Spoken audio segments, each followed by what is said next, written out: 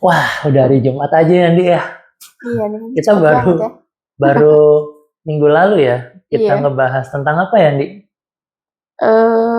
Apa tuh ya? Aku lupa. Ini ya. Wahabi, Oh ya, Salafi. Wahabi. Iya. Coba dicek dulu deh, videonya udah nyala belum? Coba deh. Jangan-jangan kita udah gini, videonya nggak nyala lagi. Udah Aman. Nah, kita mau bahas apa, Ndi, hari ini, Ndi? Aku mau nanya nih. Kalau misalnya masjid kita itu kan kadang suka ada yang logo atau simbol bulan sabit dan bintang ya. Terus kayak Kristen ada salib kayak gitu-gitu tuh. Bulan dan bintang itu sebenarnya ada dalam Islam nggak sih, Maksud? Dalam Islam sendiri sebenarnya nggak ada. Di dalam Quran nggak ada. Di sunnah Rasul juga nggak ada ya. Rasulullah juga tidak mengenal itu sebenarnya, Ndi. Jadi yang Nindi lihat sekarang itu tidak ada dulunya. Oh gitu. Jadi kalau Nindi mau pasti nanti pertanyaan lanjutnya, sejak kapan Mas logo bulan sabit dan bintang itu ada gitu ya? Iya, digunakan oleh orang-orang Islam gitu kan? Iya. Nah ini kita harus tarik mundur nih ke belakang nih.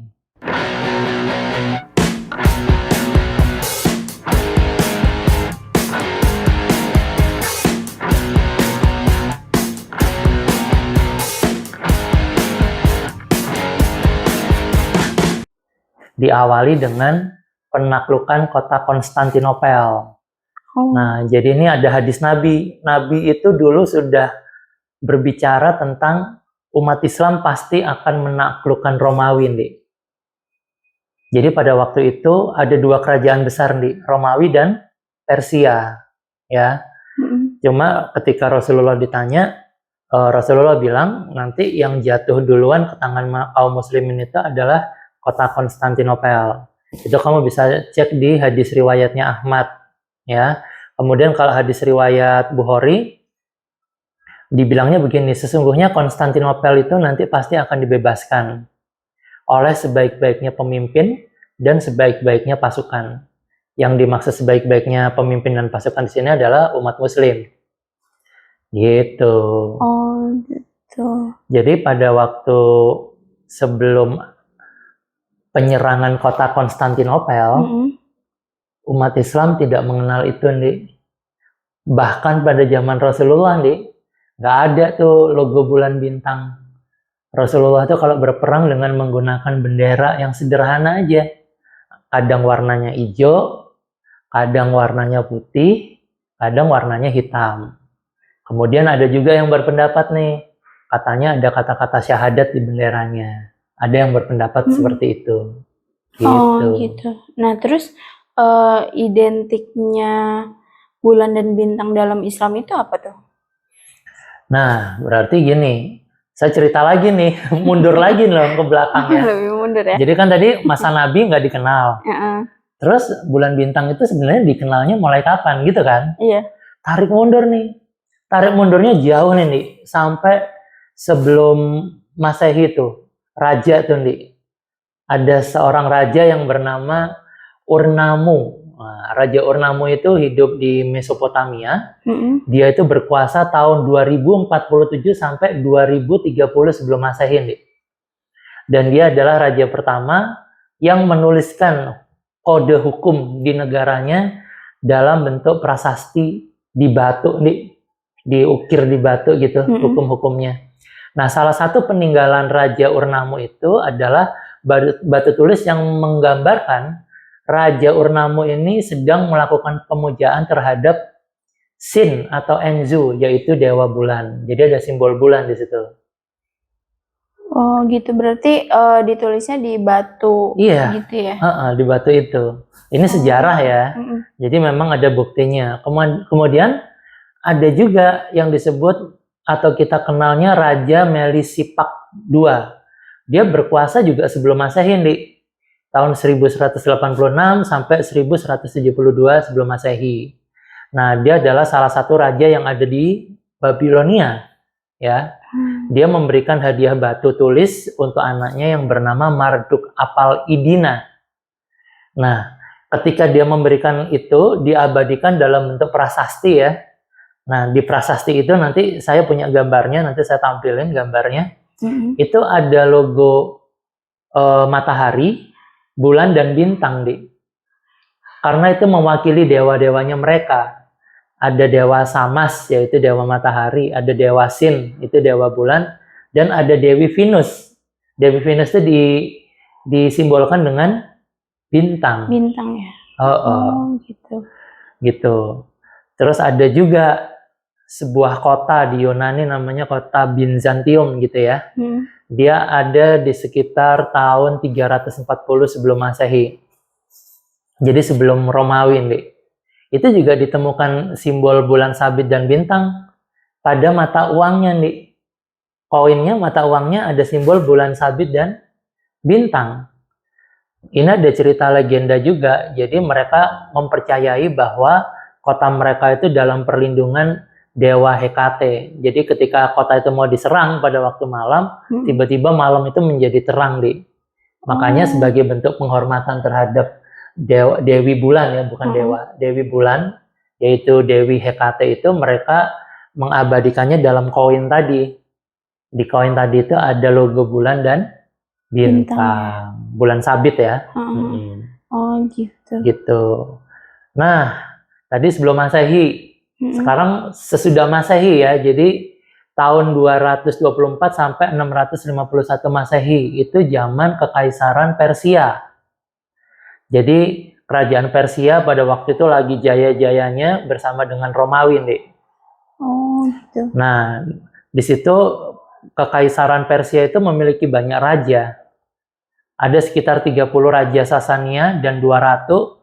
Mereka itu menerbitkan sejumlah koin untuk pembayaran di kerajaan mereka, Dik.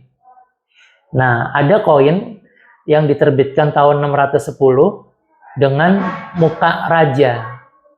Namanya Raja Khosrow II. Ya, jadi kalau dilihat tuh mukanya ada mahkotanya ada sayapnya. Nah, di atas mahkotanya itu ada logo bulan sabit sama bintang. Oh, gitu. Nah, kemudian tadi Persia. Sekarang lawannya nih, Byzantium atau Kerajaan Romawi Timur. Itu ternyata juga menggunakan bulan sabit dan bintang sebagai simbol kebesaran mereka gitu. Gitu ceritanya. Sampai akhirnya orang-orang Muslim berhasil merebut kota Konstantinopel. Sesuai tadi, hadisnya Nabi tadi kan? Nah, akhirnya orang-orang Muslim berhasil mewujudkan itu dengan menduduki kota Byzantium tadi pada tahun 1453. Yang menduduki itu adalah Sultan Muhammad II, atau kita mengenalnya juga Muhammad Al-Fatih ya. Dia menguasai kota Konstantinopel, kayak gitu. Nah, akhirnya dia adopsilah logo itu menjadi bendera Turki Utsmani. Gitu. Oh, gitu. Terus mulai digunakan pada bendera Turki itu dari dulu berarti ya, Mas Wid? Iya, dari awal dikuasainya Konstantinopel itu. Oh, gitu. Dari awal dikuasai Konstantinopel itu, tapi warna awal benderanya hijau. Oh, gitu. Kemudian dirubah menjadi merah pada tahun 1793. Kemudian bintangnya dirubah yang tadinya 5 menjadi 8 sudutnya, Dik. Oh, gitu. Tapi lucunya di tahun 1840 bintang yang tadinya 8 dirubah lagi menjadi 5 sudutnya. Oh, diubah ke awal lagi berarti ya? Dirubah ke awal lagi. Gitu. Terus filosofi bulan sabit dan bintang itu apa tuh, Mas Wid? Filosofi. Jadi kalau dulu pada masa pra-Islam itu sebagai simbol penyembahan dewa-dewi, tapi pada waktu Muhammad Al-Fatih, jadi Sultan Muhammad II atau Muhammad Al-Fatih ini menaklukkan kota Konstantinopel, filosofi dari bulan sabit dan bintang itu dirubah, Dik. Bulan sabit itu menunjukkan bahwa 3 benua sudah menjadi wilayah Islam, yaitu benua Asia sampai ke bagian timur, benua Afrika, dan yang di tengahnya yang cowok itu menunjukkan itu Eropa. Nah, bintangnya itu ya Istanbul itu atau Konstantinopel itu, yang akhirnya sama si Muhammad Al-Fatih tadi diberi nama Istanbul gitu. Oh gitu. Nah, Istanbul itu apa tuh maksud artinya? Istanbul sendiri itu artinya kota Islam. Oh, kota Islam aja gitu. Kota Islam. Cuma ada beberapa pendapat nih, sebelum Istanbul ada yang bilang kata yang tepat itu ada yang bilang Islambol. Artinya ada banyak Islam. Atau ada juga yang berpendapat Islambul, yang artinya menemukan Islam gitu. Oh gitu. Gitu. Nah, yang harus kita garis bawahi, karena Kesultanan atau Kekaisaran Turki Utsmani ini menguasai hampir sepertiga dunia itu cukup lama ya, Di. Kurun waktunya lama dan wilayahnya luas, maka logo bulan sabit dan bintang ini sangat melekat di hati orang Islam, Di. Makanya mereka melekatkan itu di tempat-tempat ibadah. Salah satunya ya di masjid, Di. Jadi simbol yang tadinya itu simbol kekaisaran, akhirnya ditempelkan ke tempat-tempat ibadah. Jadi ada unsur politis juga di situ ya. Yang perlu tapi kita ingat, di luar itu semua, bahwasanya simbol ini tidak pernah disebutkan di dalam Al-Quran. Ya, bahwa umat Islam harus bersimbol bulan sabit dan bintang, nggak ada.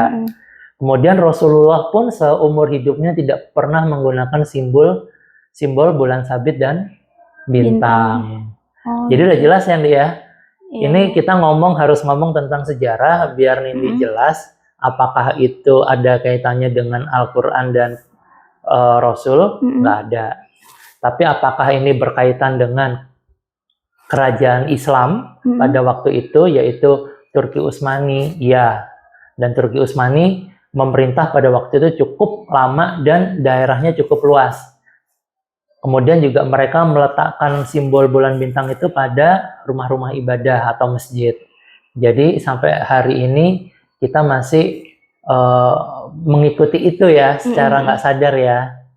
Gitu. Oh gitu. Berarti sampai sekarang masih ada ya masjid bendera-bendera di negara lain yang memakai simbol itu? Nah, lepas dari Turki Utsmani tadi, akhirnya negara-negara itu memiliki bendera sendiri-sendiri. Aljazair itu ada bulan sabitnya, Libya, Singapura, Malaysia, gitu ya, Uzbekistan.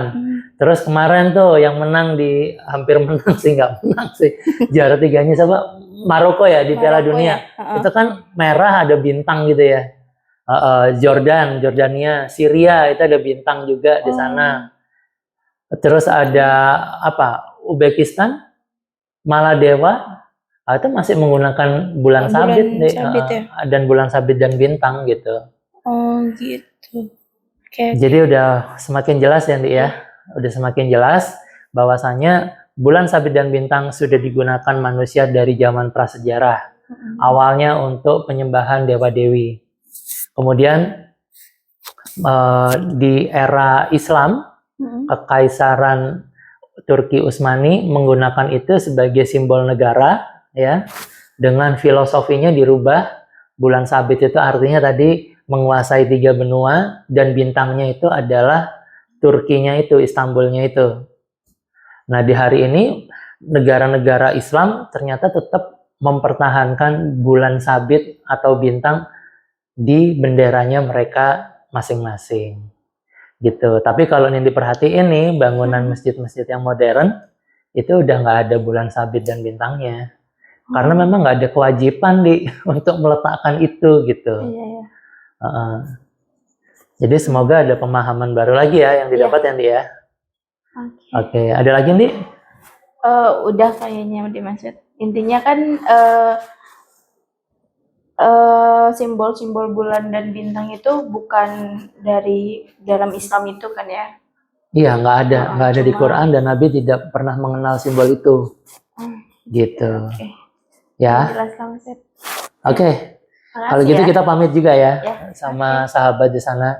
Terima kasih sahabat sudah menyimak obrolan kami. Kali ini kita memang membahas tentang simbol bulan sabit dan bintang. Saya Wiwit pamit. Wassalamualaikum warahmatullahi wabarakatuh. Waalaikumsalam warahmatullahi wabarakatuh.